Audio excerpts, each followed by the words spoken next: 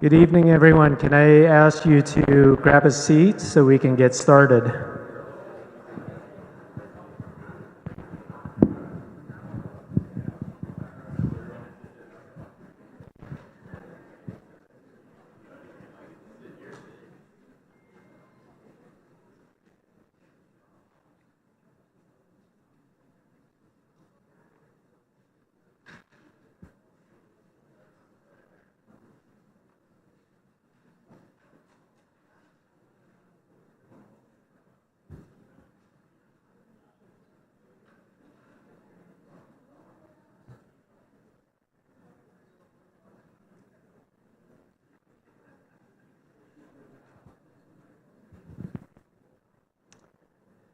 Okay. All right, well, good evening. My name is Tang Nguyen. I am a Public Information Officer for California Interagency Incident Management Team 4. And welcome to tonight's community meeting. And thank you very much for having us in your community and giving us an opportunity to make this fire go away, and then also to be able to give you an update tonight. Before we get started, I just wanted to point out some housekeeping items. The exits are going to be pretty much where you came from, straight back to my left, and then also over here to the right. We have bottled water back there if anybody needs, and lots of good information with handouts back there, including an update from today, which we put out daily, including a map that's on the back side of that also. If you need the restrooms, it's going to be straight out the back, across on the other side of the parking lot are the men's and ladies' restrooms. And then lastly, please silence your phones. And if you have to take a call, please step outside, or if you have a conversation, please take it outside so we can continue with the meeting. This evening, we have presenters that will update you on the Ridge Fire, and we'll also be streaming from YouTube and Facebook Live, so welcome to everybody that's watching online this evening. As far as the questions, if you were here the other night, you know the routine. We're going to let all of our presenters speak first, and then we will take questions from everybody towards the end. And like Stephanie did the other day, it seemed to work out pretty well, is that we'll start off with one side, try to keep it organized, and then we'll move to the other side, and if needed, we'll go back and forth. And then lastly, just as important, if you take a look to the back, in addition to this map here, we have 3 different maps back there, and we will have speakers to speak to them, and it's the operational map, the fire history, and then also our, fire history and progression. So we've got lots of good stuff to talk to you about tonight, and our speakers will be back there. Before we get our first speaker up here, I'd like to acknowledge some people here. First, I've got Smith Works representing Senator John Tester. And then I have Ron Catlett, who is representing Senator Steve Daines. And then I've got Steve Hauk representing Congressman Zinke. And our forest supervisor, Carol Hatfield. And then from Flathead County OES, we have Lincoln Shute and Juanita Nelson.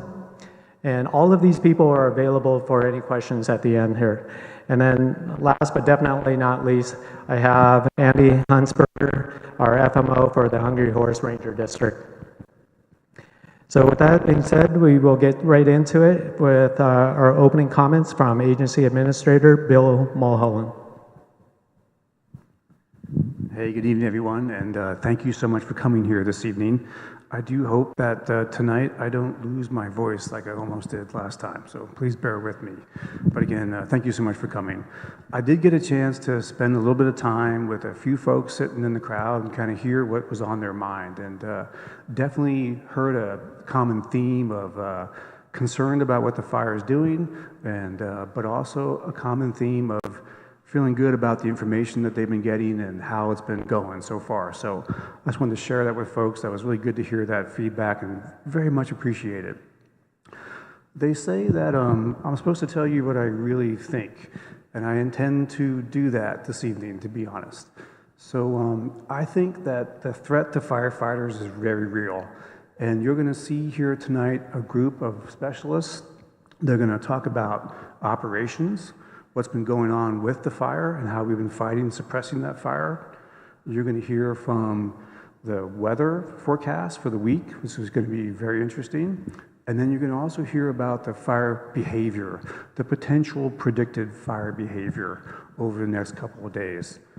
I can tell you that we have over 500 firefighters and personnel on this fire now. And there you go, I'm starting to lose my voice, so sorry. But we do have a lot of firefighters here, and we have a lot of good resources here.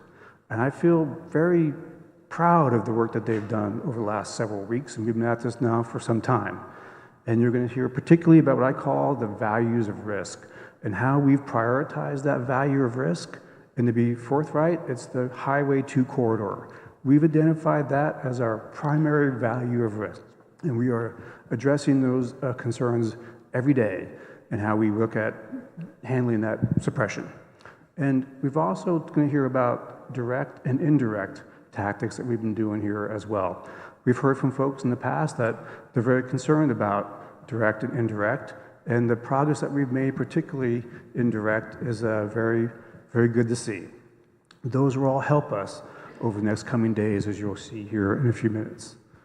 One other thing I did want to address here to talk about too is the area closure, the reservoir closure. That was another common theme I heard tonight as well.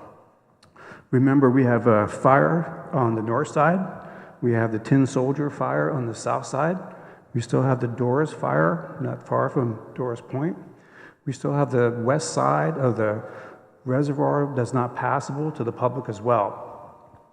Another important part here too with that closure is we're actively using scoopers, dippers out of the reservoir now. If we were to open it too soon with all the activity that we have there, it's really incompatible to have boats on the water and the amount of scoopers that we're running on that reservoir as well. Meaning that we will look as soon as we possibly can to opening the reservoir. Again, we're just not in that place right now with all the fire that we have, the weather outlook for the next couple of days. But we will soon assess that situation and look at opening it as soon as we can. I really hope I don't lose my voice, sorry.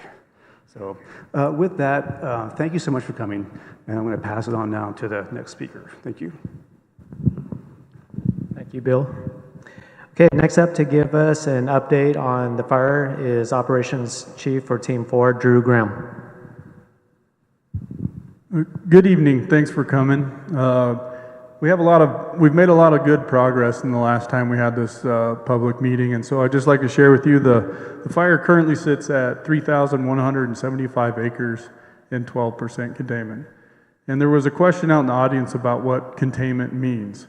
So for us, containment means that, and I'll just point to the map real quick, like this section right here that's got the black marker on it. That area is under patrol. We're constantly monitoring that, but we feel very confident in that fire line holding. So that adds to our containment. You can see here on the map that we have two areas of pretty solid containment.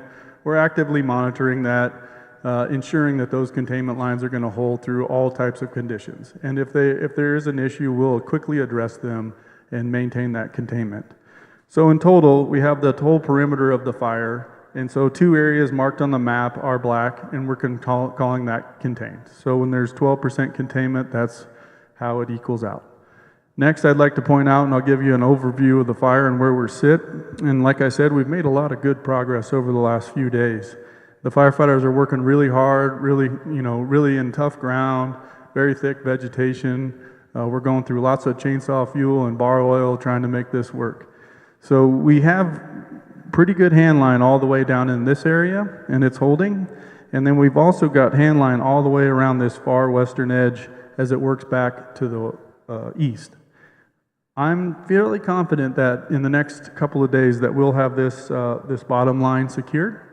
And then as we move up and around to the north side of the fire, we're still going direct. We have not put any fire on the ground. We have no indirect options in this area. We're still going direct up to this division break. Crews are actively engaged, and we plan to continue actively engaged in that area because this whole west side is our strategic objective. We want to take out the risk to the community. So we've put all of our horsepower and our energy into there. Not all of it, but we really prioritize this side of the fire because we want to reduce the threat to the community.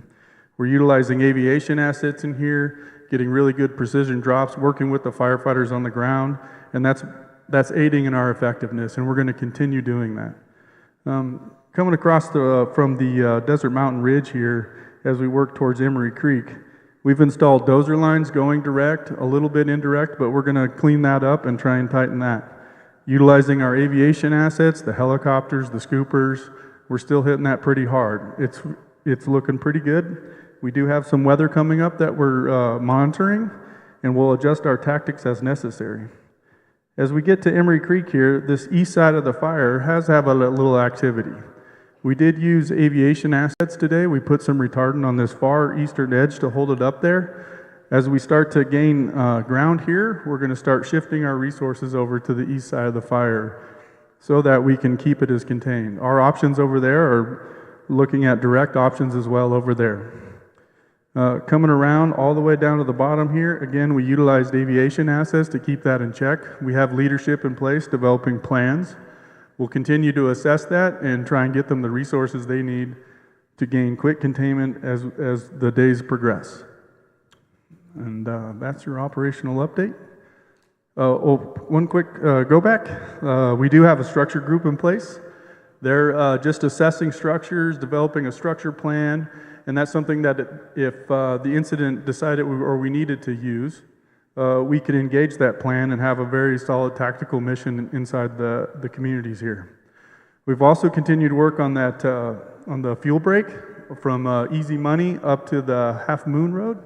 And that is going well, and we're looking at getting close to the Half Moon Road in the next couple of days. So that fuel break is going very well, but we're very happy with the results, and it gives us a good, solid foundation to work from. That's it. Thank you. Thanks, Drew. Next up is going to be our incident meteorologist, Bob Honish. Good evening, everyone. I'm the meteorologist working with the team here. We've been anticipating this hot, dry weather pattern that's set in here over the last few days. We've been gradually warming and drying out from the cooler, wetter weather we had about a few days ago. And this is all from a ridge of high pressure that's been developing over the Pacific Northwest and kind of it's expanding its way east across the northern Rockies. And we have a little bit more warming tomorrow still yet, and then we plateau for this week. So a really hot week ahead. In terms of the weather that we've seen today, down here at Hungry Horse, the weather station back there, high temperature was 96 and the humidity was down to 16%. We've got a weather station at Firefighter Mountain Lookout at about 5,500 feet. They were up to 86 degrees and around 19% humidity. And even up at Desert Mountain, where we have another weather station over 6,000 feet, it was in the low 80s with humidity down around 22%. So very, very warm, very dry conditions for this time of year. And with another couple degrees of warming tomorrow, that'll put our low elevation temperatures in the valley up in the upper 90s. So near daily records for this time of year. So very hot weather pattern and a little bit more drying still too, a few more percent for humidity over the next few days. So that's a critical component of the weather here through Thursday is the heat, the dryness. Our overnight humidity recovery is overnight, generally the valleys, the cool air collects, the humidity comes up. However, at the middle and upper slopes, the drier air, as we dry out, it kind of hangs around up there and is above that cooler air that collects down in the valleys. And so our humidity recovery at night has been kind of decreasing as well. This morning we saw the first sign of that with only about 50% humidity recovery up on the slopes, and that's going to decrease to around 40% to 45% over the next few nights. So that's another component of the critical fire weather that's developing. Our winds the last few days have been fairly light. Generally what we are seeing is westerly component to the flow across the area, and that's felt on the ridge tops, but with full sunshine like we had today and not very strong winds aloft, what we get is just kind of an upslope, up drainage type wind that happens over the fire. So tomorrow, a little bit of an increase in our west winds, but nothing significant, mostly just the ridge tops that'll see some 15 to 20 mile an hour type gusts in the afternoon. But as we look ahead towards Wednesday and especially Thursday, the winds increase significantly on Thursday. And what's happening is this high pressure ridge that's bringing all the heat starts to collapse and down, and the wind over the top of it increases. So a westerly wind increasing on Thursday combined with the heat and the dryness that we have is a critical fire weather pattern. And so you may have heard there is a fire weather watch for Thursday. It covers most of western Montana because we're all kind of in the same boat with this wind and hot and dry weather pattern. So that's a day that we're really focusing on for the critical weather, with the wind combined with the heat and dryness. In addition, we look at the stability of the air, and that's kind of the tendency for the air to kind of lift in the afternoon. And we're not at critical values for that, but it does increase some, especially by Thursday too. So a lot of components coming together for the day on Thursday. Looking beyond that, the high pressure ridge slowly collapses. We're not looking at a strong cold front to come through or anything like that, which we would be definitely looking ahead for something like that. It's more moisture starts to come into the area. We'll see some more clouds, and so we just see a kind of a transition to more normal type temperatures and humidity by the weekend. We're tracking how much moisture may come around the ridge for the weekend. There could be some increase in thunderstorm activity as well, but the clouds and the increased humidity and the lowering temperature will be good to see as we moderate next weekend. So that's what I got for fire weather. Thanks, Bob. So next up is going to be our fire behavior analyst, DeAndre Wiley. Good evening. My name is DeAndre Wiley. I'm the fire behavior analyst for Team 4. So I want to start off just giving you a little example of what my job is on the team. We'll look at how fire propagates across the landscape, and then we'll finish with a brief overview of what the ridge fire is doing now and what we expect to do in the future. So my job as a firefighter and as a fire behavior analyst is to look at, I look at it as six-sided, what's in front of us, side to side, behind us, what's below and what's above us. And when I look around and side to side, I look at where the fire is on the topography. Is it at the bottom of the slope? Is it mid-slope? Is it at the ridge top? Where am I on the topography? Am I in a saddle, which is a low point between two high points? Fire tends to move faster that way. Fire tends to move faster uphill and slower downhill. And then I look at above me. What is the clouds doing? What is the relative humidity? The relative humidity is a really big part of fire behavior because that measures the moisture in the air at the time. And as Bob or I mentioned, we're looking at really low humidity, which means fire can propagate very easily. Also look at the sun. If you look at when the sun rises, it's going to heat up the south aspects and then roll around to the west aspects. So those are going to be hotter aspects for us, so more critical fire behavior in those areas. Is there going to be cloud cover? Is there going to be rain? Where's the wind coming from and where it's going? And then lastly, I look at what's on the ground. In our world, we have multiple levels of fuels. So we look at the ground fuels. What are the root systems? Is there twigs? Is there leaves, broken branches? That's our ground fuels. Then from there, we move up to our surface fuels, which are grasses, different types of brush and bushes. And then from there, we go up to the timber, which is tall trees. And when we have those all lined up, like we've had earlier in this incident, we have what we call ladder fuels, where a fire may start on the surface, get onto the surface fuels, the grass or the bushes, and then get up into the canopy and then start a crown fire. So the steepness of the terrain has initially, that's how the fire was able to really propagate, because the really steep slopes with the grass and the timber in the bushes, and that would cause the fire to run up the hill. So all those come into play. As our IMET mentioned, the weather we're looking at, we've been very fortunate for the past couple of days to have some cooler weather, a lot of cloud cover, but now we're looking at really low humidity, really light humidity recoveries overnight, so our burn periods are going to be longer. A burn period for us is when a fire becomes active and how long it's going to be active. So up until now, we had maybe 4 or 5 hour burn periods. Now we could be looking to 5 to 7 hour burn periods because less humidity in the air, so much drier. So in conclusion, looking at the Ridge incident where we are right now, starting off at Division A on the west side of the fire, firefighters have made really, really good progress because what we have is a backing fire, meaning it's coming from the top down, there's no wind on it. And when a fire comes from the top down, there's no way for it to preheat the fuels versus if it was running uphill. If you can imagine, a fire running uphill is going to preheat the fuel in front of it and then consume that fuel and continue to move. As the fire, the persuasion we have right now, it's backing, so it's not preheating the fuel below it, so it's moving at a really, really slow rate of spread.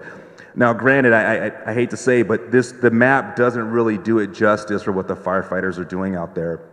It is really, really, really steep country, really hot and dry, so they're putting a significant amount of work. And if you look at the size of the fire, it's really small on the map, but if you can imagine at 3,900 acres, picture 3,900 football fields.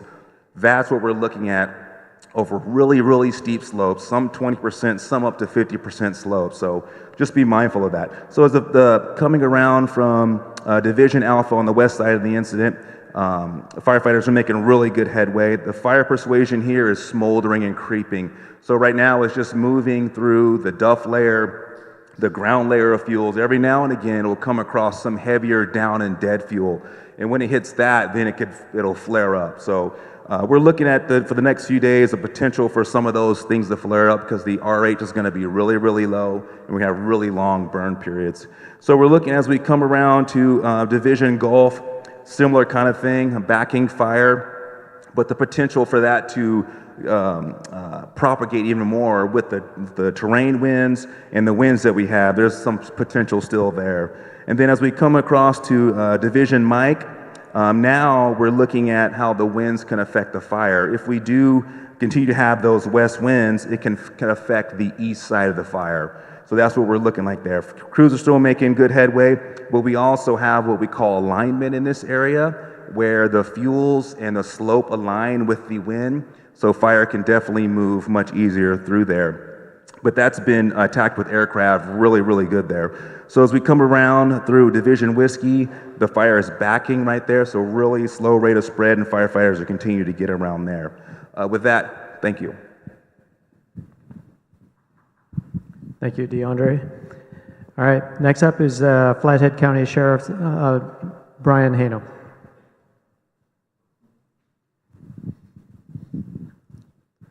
I know many in this room are probably thinking the same thing I am. That's probably not sleeping a lot lately because this is a lot to absorb and there's a lot of information here.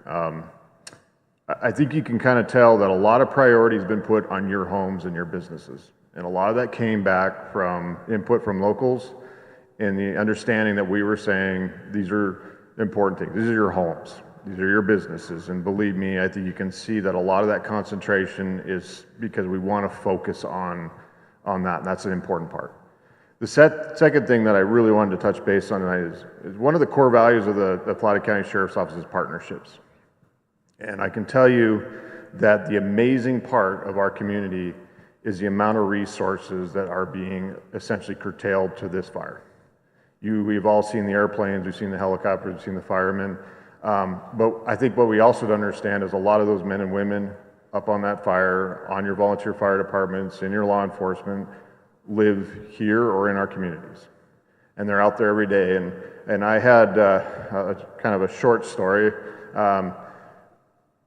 My parents didn't make a lot of money, so they kind of said, if you want to go to college, you got to make your own thing. So I fought fires for the Forest Service. And it's daunting days. It really is. Sometimes you got long days, there's frustrations, and there's a lot of different terrain features and everything else. So these individuals are out there every day in a very difficult environment making tough decisions, and there's a lot of different safety concerns. I think any one of us here, our worst nightmare, whether it be me as a sheriff of the county having to tell an employee, or these guys having somebody under their supervision notifying somebody of a loss in their fire. And that's one of the biggest things that we have to be wary of, is this is difficult terrain. They're going to do everything they can, but it's not worth a fireman's life. But second to that, I think you can see the importance that we're putting on the structures, and they are as well. And then, like I said, this team came in, and we have had exponential resources coming in every day, which makes us more and more confident that we have a better ability to combat some of the things we have. But when you talk about the mass of a fire, it's hard to understand. I was stationed on a fire one time, and we were on one ridge, and I remember it sounded like a freight train. And there was a spark in the canyon below us, and we had to get out of there. But I mean, it moves so fast. So we have to be conscientious of that stuff as well. We'll continue to work, with you guys in order to keep you advised the best we can. The evacuation zones the pre-evacuation zones are still set. We did go into Gladys Glen. I don't know if anybody's from that area, but one of the main concerns we had there is it's a one-way in, one-way out kind of community. And we got a lot of structures in there. We wanted to kind of give them a heads up. Again, on pre-evacuation, we are just to the point where we're saying, hey, be ready. Here's some things that you can do to prepare, and also making sure that you kind of have that update of your researching and looking at the fire behaviors and what we're looking at. We will go back in if we see continuing changes. Operations and us sat down shortly after, I think it was the next day after the previous meeting. We kind of came up with some lines to say, hey, we need to have some discussions if the fire reaches here. We have kind of set those. It doesn't mean that if the little tiny trees on one side of that line, we're going to pull everything out. It just means that we want to really start communicating back and forth on a very continuous basis to ensure that we could get that best information and come back to you guys and give that to you. I'm going to pick on the weatherman just for a quick. The hard part of his job is it's an ever-changing. In the environments, we've all been up there. I don't know about all of you, if you've been in the backcountry, I've seen snow every month of the year in this area. I don't know if I ordered it, but we haven't got it yet. So it's a very changing weather condition. So he has a difficult job to do that. But a lot of fire information is based on weather, which is this unknown. So again, I think we're kind of continuing out. I ordered snow, and he gave me 103 degrees. But again, it's one of these things that's an ever-changing environment. The good news I think we also see is that I think fall is coming closer, and that shorter days and those things. So we've got some light at the end of the tunnel, and I think that's a good part. It's just really, to be clear, I think there's going to be a lot of communication back and forth as we go through this dry spell, specifically when it comes to evacuation. So thank you. Thank you, Sheriff. And for our closing comments, Deputy IC for Team 4, Michael Nobles. So good afternoon, everyone. I got this list. It's going to take about, I don't know, 2.5 hours to get through. So no, I don't have a list. I don't know where to start, so I'll just start from the beginning. Back, I believe, when this fire started, it was in what our fire behavior analyst called in alignment. You had some hot days, you had some hains, and that's when it really moved out. And the force was really quick to respond with the Northern Rockies Team 9 that quickly made an assessment and said, okay, this is going to be a large incident. They quickly transitioned and made an order, and that's how you all got us, California Interagency Incident Management Team 4. And it was a quick and swift decision process, so really good kudos on the Flathead National Forest, really understanding what the potential of this fire was and what the impact to the communities would be. So with that, real quick, we had quick communication, we had quick intent, we had quick understanding as we're traveling up. Shane Martin, who was the Type 3 IC, was quickly engaged with Rocky Opliger, our incident commander, and we quickly began strategizing. Even before we were getting here, we were coming together with plans. We were understanding what were some of the values at risk, what kind of country we were coming to, and how can we get organized to come and serve you and to quickly bring normalcy back to the community. So we got here, had a great in brief, got great history, and then and when we got here, I think it started to cool down and the fire started to look a little more innocent in appearance, a little benign, but there was still a lot of work out there.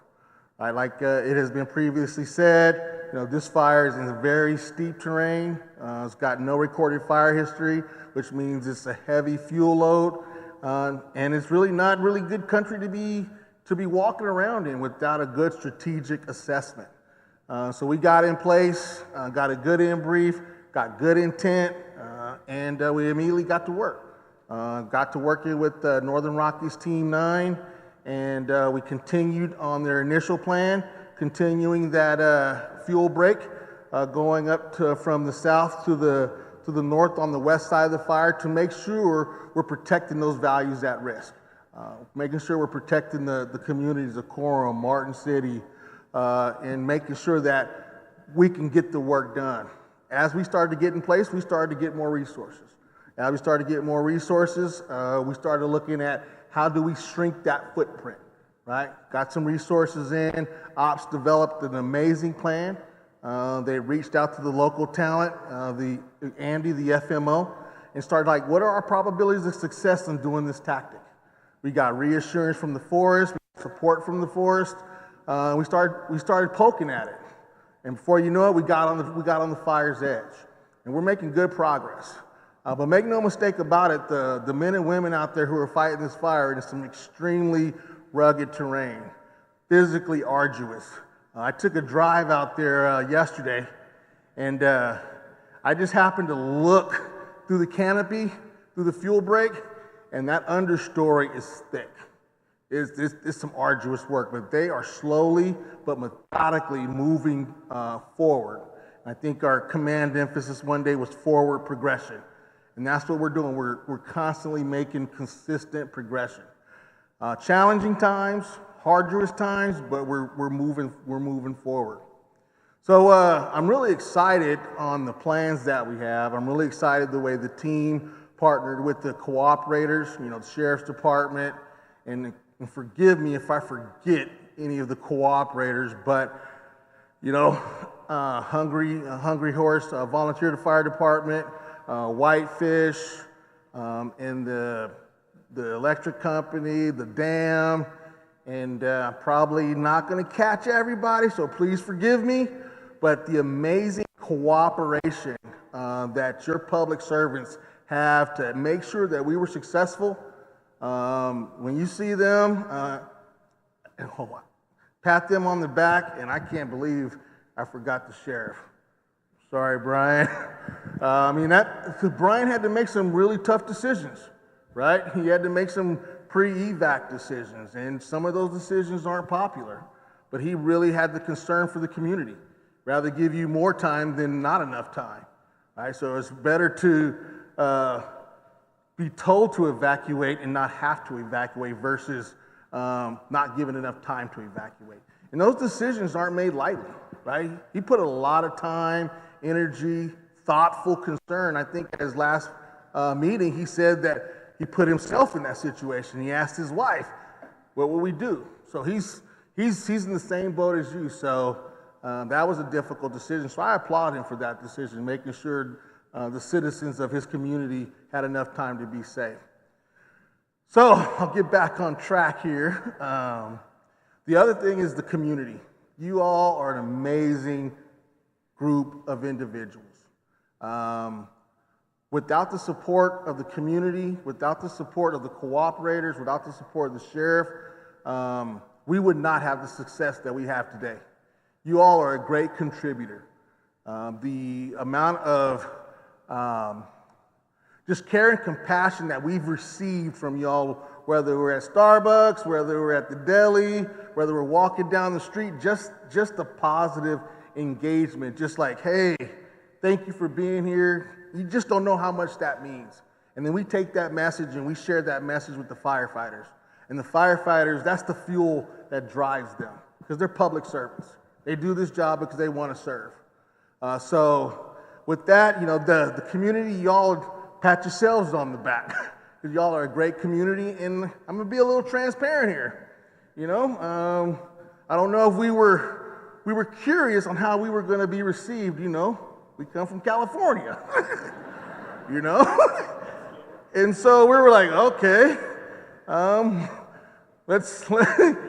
how is this going to work? And man, it's been amazing. It's been amazing. The cohesiveness, the integration, and the understanding and the communication that we received thus far, words can't describe it. Then I'm just going to close out with the rest of the incident. Ops has got a great plan in terms of the current conditions and the expected conditions, right?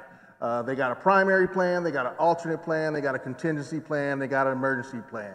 I just want to share that with you because there's relentless oversight and relentless planning to develop as many scenarios based on the science, based on our capabilities, and based on what our probabilities of success are going to be. So they're always constantly reevaluating with the number one priority, firefighter safety and public safety and values at risk. So they are diligently working together as a team, not just the ops section. There's a whole team that goes along with that. The ops section builds the plan. The firefighters got to eat, right? So you got a whole logistics section. Someone's got to get paid, right? So someone's got to pay for this fire, right? Someone's got to make sure that we're being fiscally responsible with the taxpayer dollar. And so we got a finance section to make sure we're doing that. Someone's got to plan this, so we got a planning section to make sure we're putting out the right plans. Someone's got to make sure that the things that we're coming up with are safe. So we have a person that says, okay, I'm going to review the plan and make sure it's safe. And then we got some liaison officers that help us engage with the community to make sure we're hearing from the community so that we understand how to better serve you. And then we got our public information that basically tells the story on what we're doing. They want to make sure that there's a bridge from the community to the team that says, hey, we're here with you, right? We're here with you in this struggle, and our job is to serve you and to restore normalcy back to the community, all right? And so with that, I just thank you all for coming out. And once again, you all are a bunch of amazing people, and I really appreciate the support that you've shown your public servants, the firefighters, and California Interagency Incident Management Team 4. So thank you.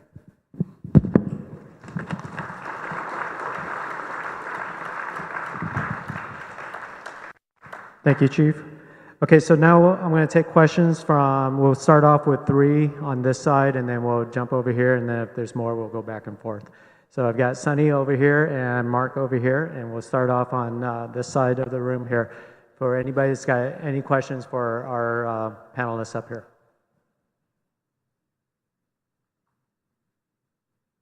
Right back.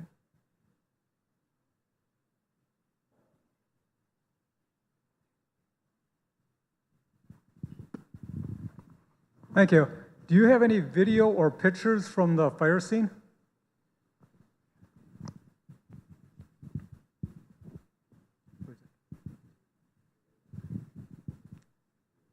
I'm sorry, one more time. I apologize for that. Do you have any pictures or videos from the fire? Something that we can see that, all we see is a map right now. Do you have any video or of the fire lines that you're cutting in, hose lines that are being laid? You know what? We actually do have some footage Okay. from going out there. We will show you in a little bit here. We'll get through these questions and then we'll bring it up. Are there any more questions on this side? Okay. How about this side?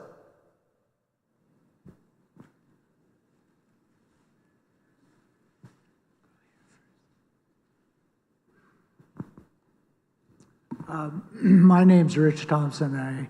live in West Glacier, and what was brought to us by the Sheriff's Department was the idea of getting ready to, if we had to leave our house in that area. So there's zone 1, 2, and 3 that seems to describe what they say is the eastern side of Highway 2. And so I think that's probably one focus, of concern. But with that in mind, are you working into, starting from the bottom up on that map? That contingency group, I think, is what we're talking about. Okay, I'll have the sheriff come up. Yeah, so when we originally discussed it and when they got the original fire reports, the main concern was that zone 1, 2, and 3. I got to look at the map there. As we move into each operational period, there's kind of an evaluation of where that could go. And I guess I hate to put days on, right, because we don't know what weather is going to do and everything else. But that 4 to 5 day mark, I really think is a good solid goal. And then in evacuations, we really like to see that 48-hour kind of markings of, just depending on the size of the area that we're evacuating. Again, rain kind of changed a bunch of that, bought us some more time, which is excellent. And now we're kind of seeing these next couple of days of we are evaluating again, do we need to push that out or further? So we're kind of do that on a daily basis. I will say this much, sir, with a lot of that area, it'll be kind of a coordinated effort of going home to home again and saying, hey, this is where we're at. Again, when we pushed out that information, I think there was 2 reasons. One reason I wrote the letter is for those that are unfamiliar with how we do things, it was kind of an informational. The ready, set, go is kind of like, well, what does that mean? And then the second part, I think a lot of times, and I think for future, Lincoln and I have had this conversation a lot. There's a lot of things we can do to our homes living in these environments already that, we're kind of in a catch-up phase right now, but at least we can do these couple different things and maybe give our structure protection groups a better opportunity. So again, I don't have an answer that timing of when, because I can't predict what this weather is going to quite do yet. But again, sir, if I get any information that we're going to do it. The other discussion we have a lot is, sometimes these fires will throw embers out in furtherance of it. That's why the structure protection teams are kind of well built out. And so that if we have any indication that we're going to see a weather pattern that might change that, we will want to get into those areas as well. But again, I'm also, like I said, I like to do things on a planned thing, kind of like a further outs things. Helps people mentally prepare, gives them better time to prepare, and then also when we get to evacuation, it's kind of a freer sequence. So hopefully that answers your question. Thank you.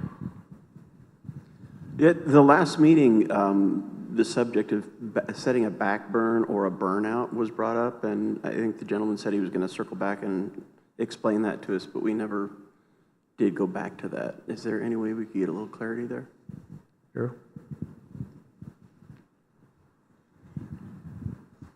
Yeah, so the burnout operation is large scale, and then backfiring is a little bit smaller scale. So it's just terms of scale.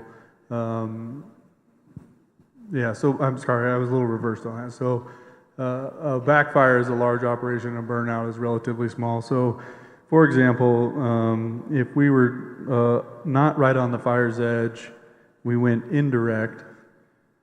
So just as an example, we're not doing this, but just as an example, and we had lines tied in, and we wanted to consume the fuels between our control line, we would methodically plan out how we would light that to keep the fire intensity low and keep it backing towards our line. So that way we reduce the fuels in between the fire and our control lines so that our control lines are not getting slammed.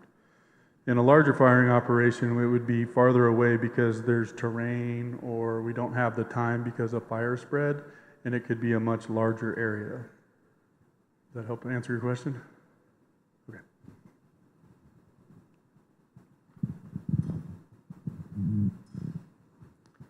On this map that you have issued, what do the lines, it doesn't say it on the key, are those the fire breaks that you've made? Are you talking about the parentheses right here? The question is geared towards the purple lines that go from north of Division Mike all the way down through Division Alpha. Right. Yeah, this is a research natural area, and sorry. I could answer that question for you. The lines that she's speaking about are the roads. Those are the roads that are on the map. Yeah, these are roads right here that we've been using to access the fire.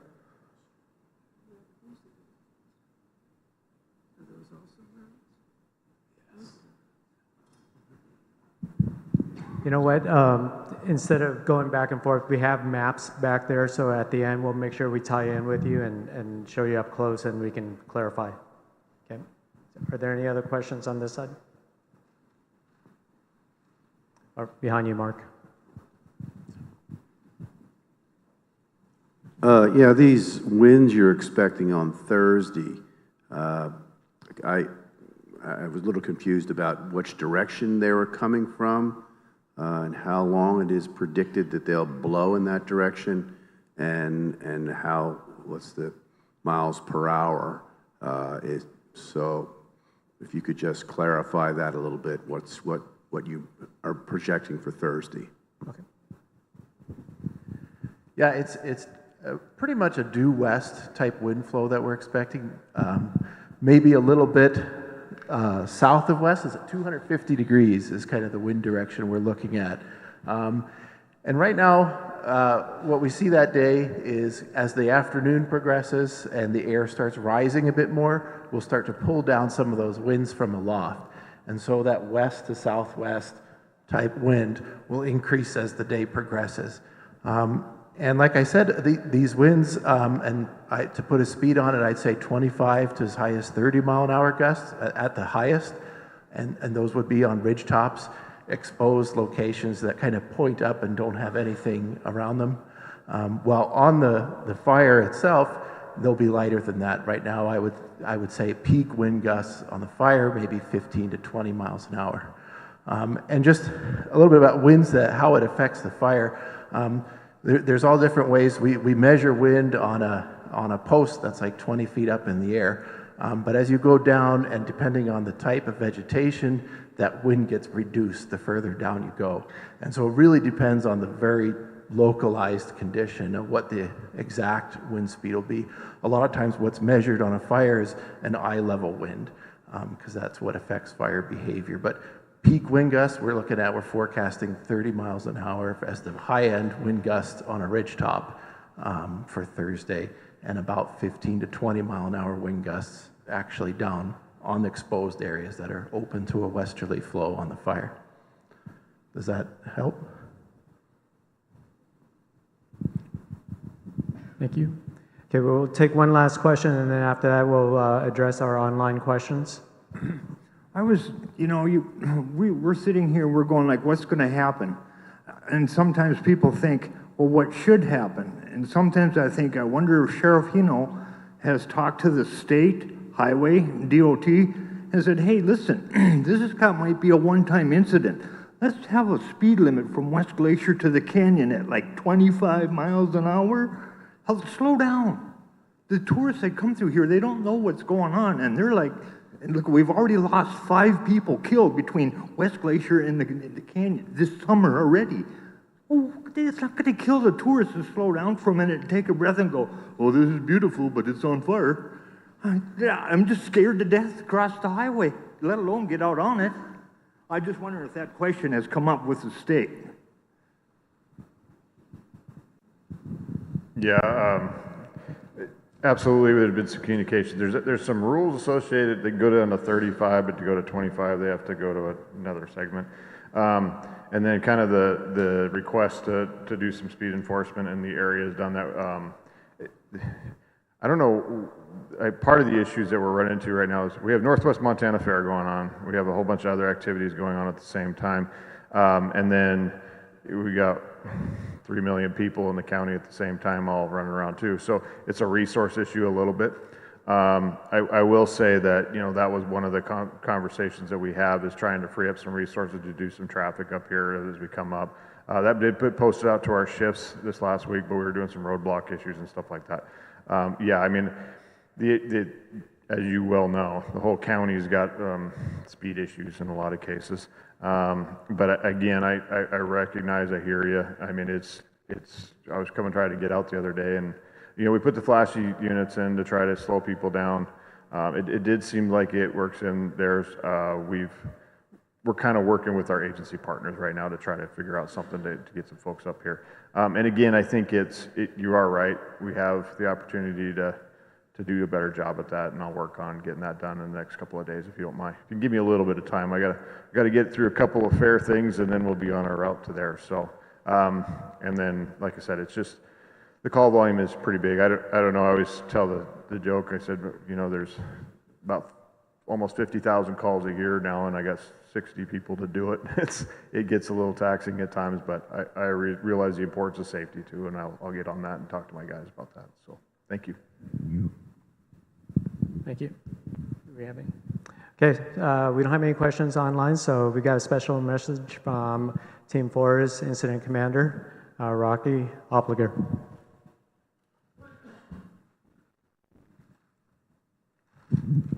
Again, good evening. I had the distinct honor at our last community meeting to share information about the incident itself, about our team, and certainly about the amazing relationships of our cooperators. And coming into this fire, that relationship and those relationships were here. You had amazing relationships both with the Flathead National Forest, the Glacier National Park, of course all the local fire districts and volunteer fire stations, the utility companies, the railroad, the stakeholders and the affected business owners, and especially our sheriff. And as I said, I think in our last meeting, the difficult job he has is one that I certainly wouldn't want. And the fact that he has a background in fire, that's actually kind of a good thing. But as you see, he kind of went to the dark side of law enforcement instead of being a fireman like the rest of us. You heard about when they talked about management of value points or management action points. Our law enforcement people, they like trigger points. And so in the distinct honor of my sheriff, I have something special for you. So in the honor of firefighters and law enforcement, I have a box of selected Krispy Kreme donuts for our law enforcement guy, because he has deserved this.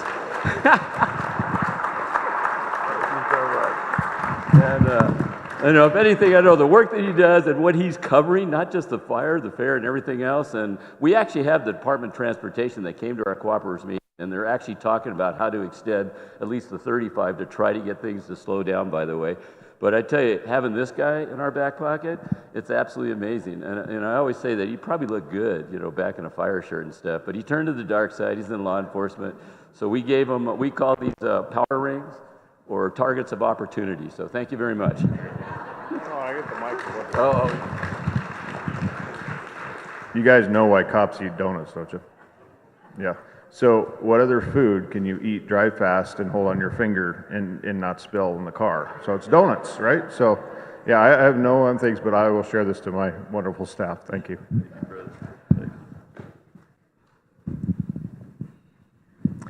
Okay, well, that concludes our meeting. Thank you very much for coming this evening. We'll be around at the maps, and if you have any questions, please feel free to come up.